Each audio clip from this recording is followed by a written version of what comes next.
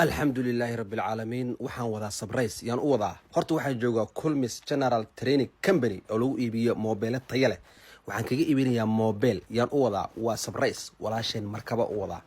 markaba raba moobil inaan u iibiyo aan u geeyo aan kaga farxiyo maadaama shacabka muxsiniinta aan rabo inay soo caawiyaan meel laga soo xiriiro WhatsApp leh telefoon qalib aan u gado insha Allah taala ilaahay haydin barakeeyo baritaan u geenayaa farxadda halkaas ka dhalato isida u faraxdana waa arki doontaan insha Allah taala waa aragtaan telefoon cusub baan u iibiyay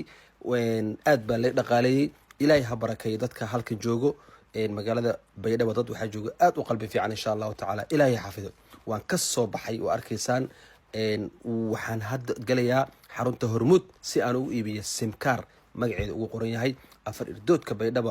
shirkadda ka soo horjeedo Hormuud ayaan ku jiraa sim card baan u iibiyo Hormuuda WhatsApp baan u furayaa بريتول إن شاء الله تعالى فرحة مركبه ريرينتا أيضا أروس كجرته واتساب كذا يعني سو شيء دونا وين سو شرقرين يا عاوية والله الله إن شاء الله.